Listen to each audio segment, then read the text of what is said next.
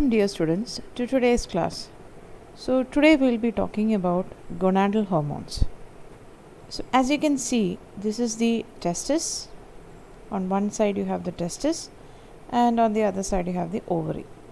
So the testis, you can see that there is a spermatic cord, blood vessels and nerves, and it develops into the vasa deferens and the epididymis, and the epididymis further divides or forms the seminiferous tubules inside the testis, and the seminiferous tubules are separated or are organized as lobules and are separated by the septum, and the outer covering of the seminiferous tubule is called the tunica albuginea. You can see the same tunica albuginea in the ovary also, where the outer segment of the ovary is called the tunica albuginea. So again, in the ovary you can see the blood vessels, you have both the arteries and the veins, and you can see that there is it's not separated into lobules, but you can see the formation of several follicles. So the primary or the first level of the follicle formation is the primordial follicle, and which develops into the primary follicle, further development into secondary follicle, then the tertiary follicle, and finally you have the mature follicle with the oocyte inside it or the ovum inside it. And after it matures or the follicle matures, and the follicle ruptures itself and allows the ovum to be released, and the ovum or the follicle, the ruptured follicle, develops itself into what is called the corpus luteum. So this is a developing corpus luteum and this is a developed corpus luteum, and finally it withers away as corpus albicans. So these are the different steps that are involved inside the ovary. So consider this regarding the secretion of the hormones. So the hypothalamus releases GnRH or the gonadotropin releasing hormone. In both the cases it is the same, which activates the anterior pituitary, and the anterior pituitary releases FSH and LH. So till here it is the same for males and females. In females, the FSH and the LH activates the ovary so as to allow the release of the ovum or the oocyte, formation of the corpus luteum. And inside the ovary it also activates the synthesis of estrogen as well as progesterone. So estrogen and progesterone in itself produces feedback inhibition of the anterior pituitary and the hypothalamus. In the case of males, the LH, that is a luteinizing hormone, and the FSH acts on the testis, which contains the interstitial cells and the seminiferous tubules, and it induces the release of testosterone as well as the formation of sperm, which also includes the protein inhibin. So the formation of testosterone and the formation of sperm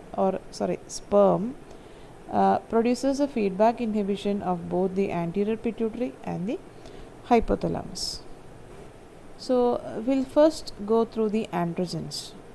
So any natural or synthetic steroid hormone that can regulate the development and maintenance of male characteristics in vertebrates are called androgens. So androgens are the hormones that are required for development and maintenance of male sexual characteristics. And as you can understand, androgen also binds to its specific androgenic receptors, and these androgens causes or it's important for the embryological development of the primary male sex organs from the fetus or from the fetal stage onwards, and also is important for development of secondary sexual characteristics in males, particularly the fact where males suddenly start to change their voice, or like they have a cracking in their voice, or they start to develop facial hair. So several characteristics come up as a part of male secondary sexual characteristics. And the major androgen is the testosterone, and the secondary androgens are the dihydrotestosterone and androstenedione.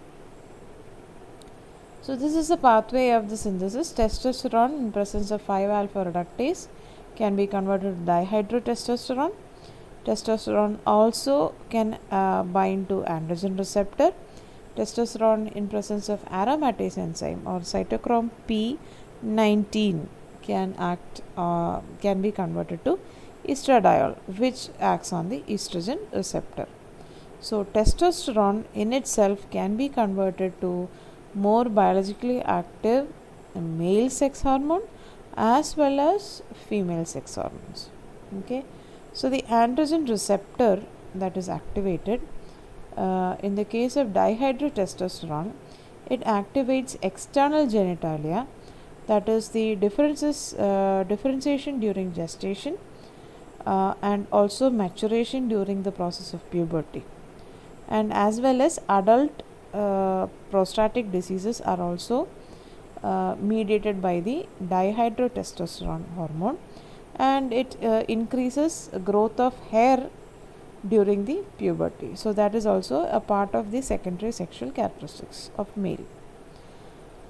Testosterone in effect can activate the internal genitalia, that is the Wolffian cell development during gestation, and also skeletal and muscle strength, like males have more muscle mass during the process of puberty, and it also has a potential role in erythropoiesis happening inside the bone. So estradiol at the same time binds the estrogen receptor, which acts on the bone and which is important for epiphyseal closure and also increased density. Alright, so the process of synthesis, we've already seen that before. So pregnenolone is converted to 17-alpha hydroxypregnenolone. It can also be converted to progesterone. Progesterone can then also be converted to 17-alpha hydroxyprogesterone. So these are alternate pathways where you get 17-alpha hydroxyprogesterone. So the 17-alpha hydroxyprogesterone can be converted to androstenedione. The 17-alpha hydroxypregnenolone can also be converted to dihydroepiandrosterone, which can again be converted to androstenedione. So the dihydroepiandrosterone or DHEA can be converted to delta 5 androstenediol, and which can then finally be converted to testosterone. At the same time, androstenedione can also be converted to testosterone. So as you can see that there are several alternate pathways or alternate reactions that can take place, so that this ensures that the product that is required, that is testosterone, is always formed, either one route or the other route. So this is a system, a foolproof system, so that testosterone is important for the human body. And finally, testosterone is converted to dihydrotestosterone, which is the biologically active form where you don't have a double bond over here.